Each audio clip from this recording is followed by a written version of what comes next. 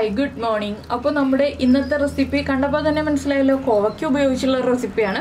കോവയ്ക്ക ഉപയോഗിച്ച് നമ്മൾ മെഴുക്കുവരട്ടിയും തോരനും അതുപോലെ തന്നെ മീൻകറി മീനില്ലാത്ത മീൻകറിയൊക്കെയാണ് പൊതുവെ ഉണ്ടാക്കാറ്. ഇന്ന് നമ്മുടെ റെസിപ്പി എന്ന് പറയുന്നത് നമ്മുടെ ചട്ടിയിൽ തിളച്ചുകൊണ്ടിരിക്കുന്നത് കോവയ്ക്ക റോസ്റ്റ് ആണ്.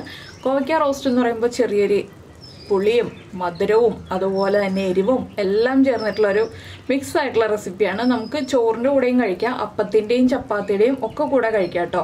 അപ്പോൾ നിങ്ങൾക്ക് ഇതിൻ്റെ കൂടെയാണ് ഇഷ്ടമായതെന്നൊന്ന് പറയാൻ മറക്കരുത്. അപ്പോൾ നമുക്ക് എങ്ങനെയാണ് നമ്മുടെ ഈ ഒരു കോവയ്ക്ക റോസ്റ്റ് റെഡിയാക്കി എടുക്കുന്നത് നോക്കാം. നമുക്ക് നമ്മുടെ ഇൻഗ്രീഡിയൻസ് നോക്കാം. നമ്മളിപ്പോൾ 1/4 കിലോ കോവയ്ക്ക എടുത്തിട്ടുണ്ട്. അതിലേക്കായിട്ടൊരു മീഡിയം വലിപ്പമുള്ള സവാള എടുത്തിട്ടുണ്ട്. 2 തക്കാളി, അത്യാവശ്യം വലിപ്പമുള്ള തക്കാളിയാണ്, ചെറിയ തക്കാളിയല്ല. തക്കാളി ഇല്ലാന്നുണ്ടെങ്കിൽ നിങ്ങൾക്ക് വാളൻപുളി യൂസ് ചെയ്യാം, പക്ഷെ കൂടുതൽ ടേസ്റ്റ് തക്കാളിക്കാണ് കേട്ടോ. അതുകൊണ്ടാണ് ഞാൻ 2 തക്കാളി എടുത്തിട്ടുള്ളത്. പിന്നെ ഒരു 6-7 അല്ലി വെളുത്തുള്ളി എടുത്തിട്ടുണ്ട്. ചെറിയ വെളുത്തുള്ളി ആണെന്നുണ്ടെങ്കിൽ 10 അല്ലി എടുത്തോളൂ, വലിയ വെളുത്തുള്ളി ആണെന്നുണ്ടെങ്കിൽ 6-7 അല്ലി എടുക്കുക. അപ്പോൾ ആദ്യം നമുക്ക് ഈ കോവയ്ക്ക ഒന്ന് കട്ട് ചെയ്യണം. കോവയ്ക്ക കട്ട് ചെയ്യുന്നത് സാധാരണ കട്ട് ചെയ്യുന്ന പോലെയല്ല, ചരിച്ച് കുറച്ച് തിക്നെസ്സോടുകൂടിയാണ് കട്ട് ചെയ്യുന്നത്. അതെങ്ങനെയാണെന്ന് ഞാനിപ്പോൾ കട്ട് ചെയ്തിട്ട് കാണിച്ചു തരാം. അതുപോലെ തന്നെ നമ്മുടെ സവോളയും നീളത്തിൽ കനം കുറച്ച് കട്ട് ചെയ്തെടുക്കുക, തക്കാളിയും കട്ട് ചെയ്തെടുക്കുക. അതെല്ലാം കഴിഞ്ഞിട്ട് നമുക്ക് എങ്ങനെയാണ് കട്ട് ചെയ്തിരിക്കുന്നതെന്ന് കാണാം. അപ്പോൾ നമ്മുടെ കട്ടിങ് എല്ലാം കഴിഞ്ഞിട്ടുണ്ട്. നമ്മളിതാ കോവയ്ക്ക ഈ ഒരു തിക്നെസ്സിൽ കുറച്ച് തിക്കായിട്ട് ഈ ഒരു ഷേപ്പിലാണ് കട്ട് ചെയ്തെടുത്തിരിക്കുന്നത്. റൗണ്ടിൽ കട്ട് ചെയ്യുന്നതിനേക്കാൾ കുക്കാകാൻ എളുപ്പം ഇതുപോലെ തിന്നായിട്ട് കട്ട് ചെയ്തെടുക്കുന്നതാണ്. തിന്നല്ല, കുറച്ച് തിക്കാണ്. അപ്പോൾ ഇതുപോലെ കട്ട് ചെയ്തെടുക്കുക. പിന്നെ നല്ല പഴുത്ത കോവയ്ക്ക ഉണ്ടെങ്കിൽ, ഇൻസൈഡ് നല്ല റെഡ് കളറിലെ കോവയ്ക്കാണെങ്കിൽ അത് ഒഴിവാക്കുക കേട്ടോ, അത് അത്ര ടേസ്റ്റ് ഉണ്ടാവില്ല. പിന്നെ തക്കാളി നീളത്തിൽ കട്ട് ചെയ്തെടുത്തിട്ടുണ്ട്, വെളുത്തുള്ളി നീളത്തിൽ കട്ട് ചെയ്തെടുത്തിട്ടുണ്ട്, നമ്മുടെ സവോളയും നീളത്തിൽ സ്ലൈസ് ചെയ്തെടുത്തിട്ടുണ്ട്. ഇനിയിപ്പോൾ നമുക്കൊരു ചട്ടി ചൂടാക്കിയിട്ട് ബാക്കിയുള്ള കാര്യങ്ങൾ ചെയ്യാം. അപ്പോൾ ഇതിലേക്ക് ഇനി ചേർക്കേണ്ട ഒരു കാര്യവും കൂടി നിങ്ങൾ എടുത്തു വെച്ചോളൂ. ഒരു ചെറിയ പീസ് ശർക്കരയും കൂടി വേണം കേട്ടോ. അതും കൂടി ചേർത്താലേ ഈ ഒരു റോസ്റ്റ് പെർഫെക്റ്റ് ആവുള്ളൂ. അപ്പോൾ അതും കൂടി എടുത്തു വെച്ചിട്ട് വേണം നമ്മുടെ കുക്കിംഗ് സ്റ്റാർട്ട് ചെയ്യാനായിട്ട്. അപ്പോൾ നമുക്കിനി ഒരു ചട്ടി എടുത്തിട്ട് ചൂടാക്കാൻ വയ്ക്കാം. നോൺ സ്റ്റിക്ക് പാനിൽ ചെയ്യാം, ഇരുമ്പിൻ്റെ ചട്ടിയിൽ ചെയ്യാം, മൺചട്ടിയിൽ ചെയ്യാം. അതൊക്കെ നിങ്ങളുടെ ഇഷ്ടമാണ്, ഏത് പാത്രങ്ങളിലും ചെയ്യാം. ബെറ്റർ മൺചട്ടിയോ ഇരുമ്പിൻ്റെ ചട്ടിയോ യൂസ് ചെയ്യുന്നതായിരിക്കും. ഞാനിപ്പോൾ മൺചട്ടിയാണ് ചൂടാക്കാൻ വെക്കാൻ പോകുന്നത്. അപ്പോൾ നമ്മൾ ചട്ടിയൊക്കെ വെച്ചു, എണ്ണയൊക്കെ ചൂടായി തുടങ്ങി. ഇതിലേക്ക് നമുക്ക് ആദ്യം നമ്മൾ കട്ട് ചെയ്ത് വെച്ചിരിക്കുന്ന വെളുത്തുള്ളി ചേർക്കാം. വെളുത്തുള്ളിയുടെ ഫ്ലേവർ ഒന്ന് എണ്ണയ്ക്ക് കിട്ടാൻ വേണ്ടിയാണ് നമ്മൾ വെളുത്തുള്ളി ആദ്യം ചേർക്കുന്നത്. തക്കാളി വീണ് പോയി, ഞാനതിനൊന്ന് മാറ്റിയെടുക്കട്ടെ. നമ്മളെല്ലാം കൂടി കട്ട് ചെയ്ത് ഒരുമിച്ച് വെച്ചിരിക്കുന്നതുകൊണ്ടാണ് തക്കാളിയും കൂടി അതിലേക്ക് വീണ് പോയത്. അപ്പോൾ വെളുത്തുള്ളി ഒന്ന് ചൂടായി, നല്ലൊരു മണം വരും വെളുത്തുള്ളിയുടെ. അപ്പോൾ ഇനി ഇതിലേക്ക് ഞാൻ ചേർക്കുന്നത് ഒരു 3 വറ്റൽമുളകാണ്. വറ്റൽമുളക് മുഴുവനെയാണ് കേട്ടോ ചേർക്കുന്നത്. അത് കാണാൻ ഭംഗിക്കാണ്, നിങ്ങളൊന്ന് കട്ട് ചെയ്തിട്ട് ചെറുതാക്കിയിട്ട് ചേർത്തോളൂ. ഞാനിപ്പോൾ ഇതൊരു ഭംഗിക്ക് വേണ്ടി മുഴുവനെ ചേർത്തുന്നേ ഉള്ളൂ.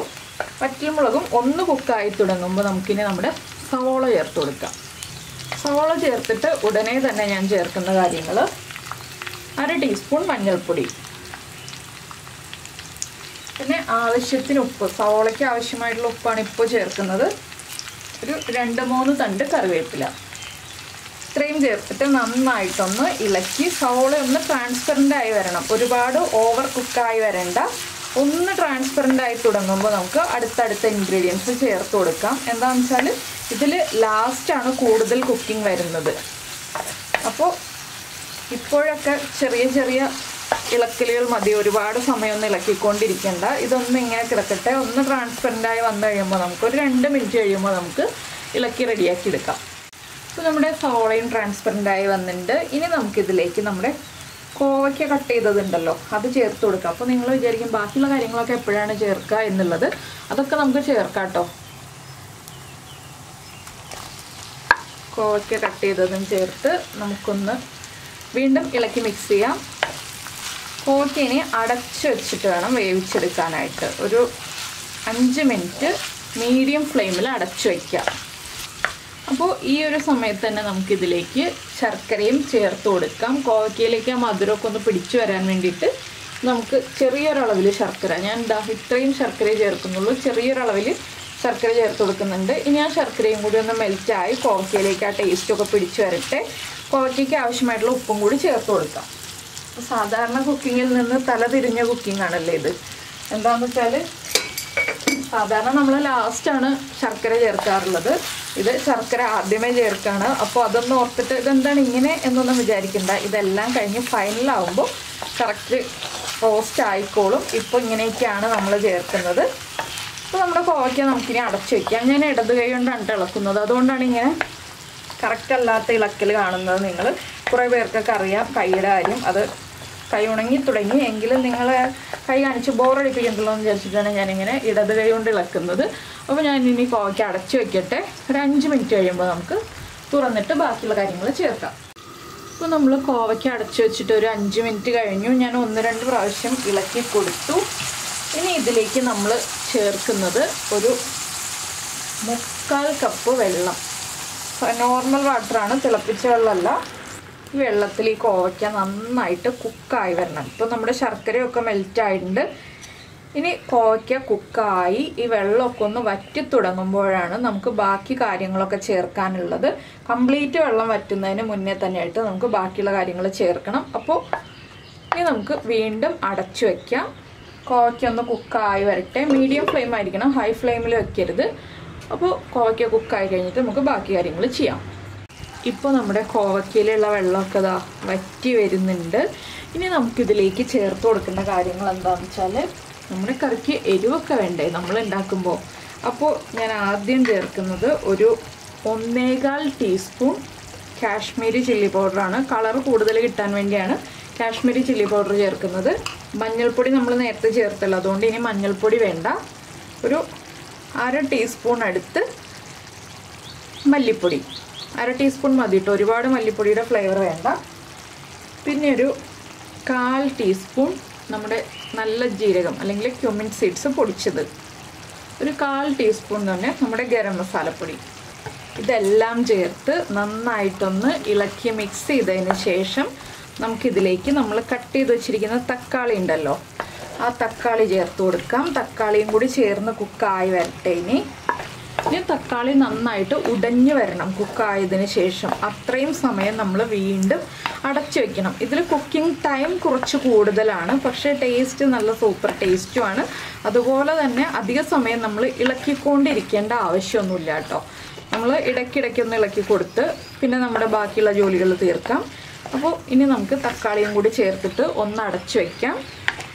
തക്കാളി ഒന്ന് ഉടഞ്ഞു വരട്ടെ, അതുവരെ നമുക്ക് അടച്ചു വയ്ക്കാം. അപ്പോൾ മുളക് പൊടിയൊക്കെ ചേർത്തതാണ്, അതുകൊണ്ട് ഫ്ലെയിം കുറച്ച് ലോ ഫ്ലെയിമിൽ വെച്ചിട്ട് വേണം ഇനി കുക്ക് ചെയ്യാനായിട്ട്. നമ്മുടെ കോവയ്ക്കൊക്കെ ഇതാ കുക്കായിട്ട് നല്ല പാകത്തിനായിട്ടുണ്ട്. നമ്മൾ ഇതുപോലെ കട്ട് ചെയ്യുകയാണെങ്കിൽ കട്ടായി കിട്ടും. അതാണ് കോവയ്ക്കയുടെ പാകം എന്ന് പറയുന്നത്.